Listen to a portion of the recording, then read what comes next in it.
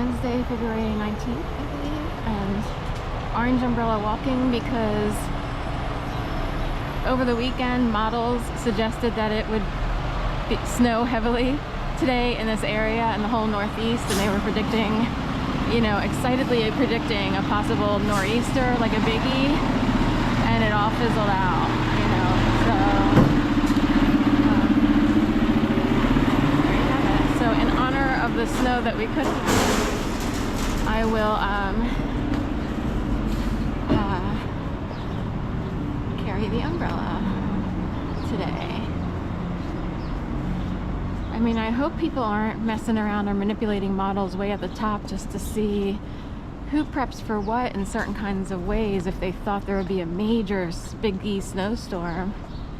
How crazy would that be if someone manipulated people that badly just to see what kind of frenzy started, you know, as of Sunday and Monday before they came out with like fizzling models? That would be crazy. Oh my god. Okay. Walking east on Sansom. I started after I passed the 1600 block and we're headed towards Broad Street.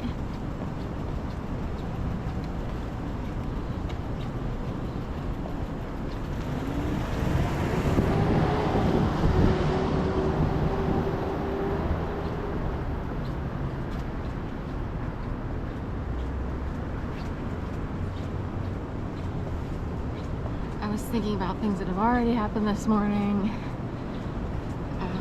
that are somewhat reminiscent of what I experienced beginning in 2011 when I was made to believe I'd be murdered in my apartment, when at the exact same time my mom and aunt's phone lines in Jacksonville, Florida were severed, so that when I called I heard the disconnected jingle of "da-da-da, we're sorry, this number has been disconnected."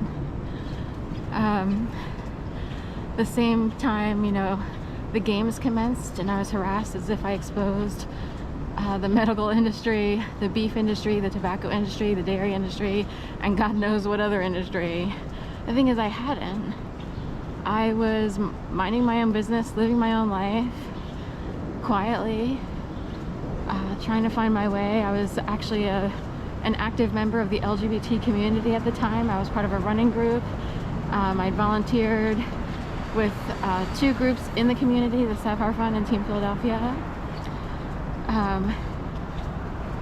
And other than having really bad work environments where it's like, this is so whack, like everyone's actually fake, you know, with various different places, you know, I've been a senior editor, I've been a managing editor, I've freelanced, I've been on staff, I was a counselor advocate somewhere, a totally fake place, turns out. I couldn't believe it. Like, I had to learn that there might be fake environments where people's motives are not to do the job that they say, like say protect women of domestic violence, but instead, I'm not really sure, to drive people crazy as if they practice witchcraft. The Canopy Hotel now is the building where I worked a long time ago, and they could whip up energy in there in a crazy way. It's like, this is whack. I need to close my eyes because it's not me. Like, I'm watching people actually behaving oddly, and then it becomes like a puppet machine. It's really crazy making.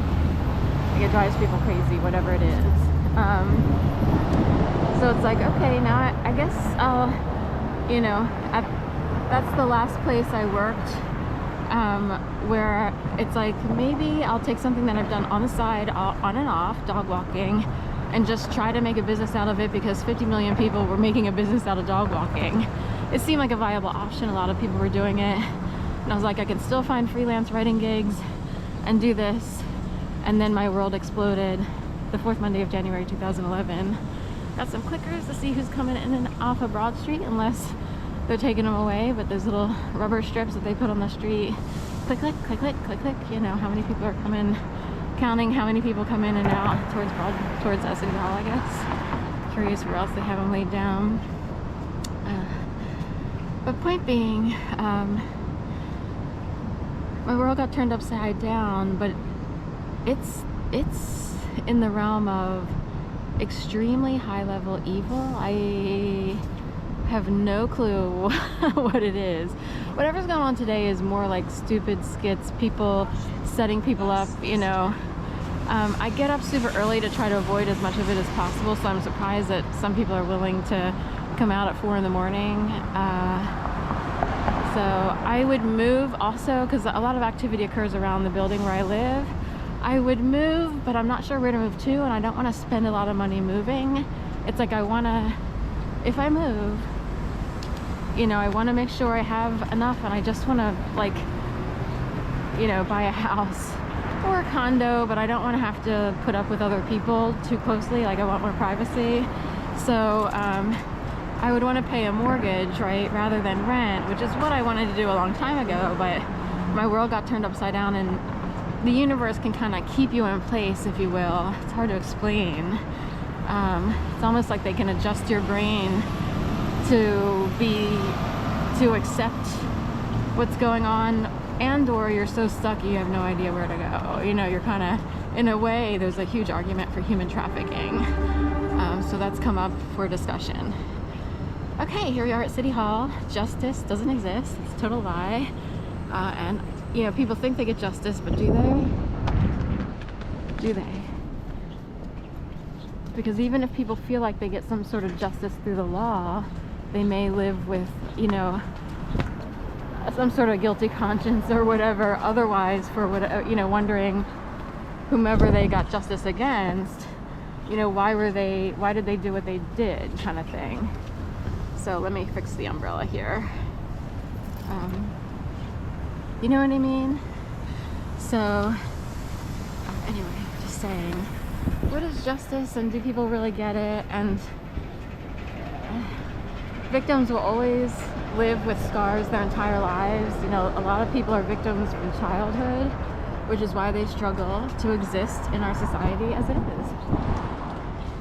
So people who experience extreme trauma, they you wouldn't even know about it, secret, whatever, and you think, oh, people just get over it. No, actually a lot of women, and men are too, but it happens a lot to women. They're scarred for life, and they may not even totally understand or remember things that happened, or they might, but it just seems minimized. Like, well, people get past that, I mean, you know, but they don't.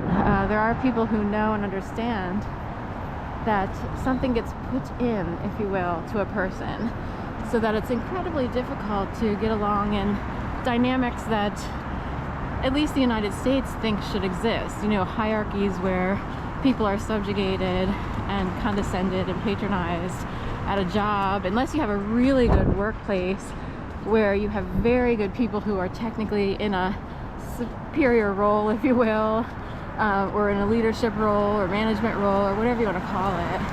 That's incredibly rare. I see a lot of abuses of power, people who shouldn't be in managerial roles, who are, people who love the power they need desperately to prove that they're better than everybody else. Or it's, you know, and some people might wind up on a track where the only employers whose doors open to them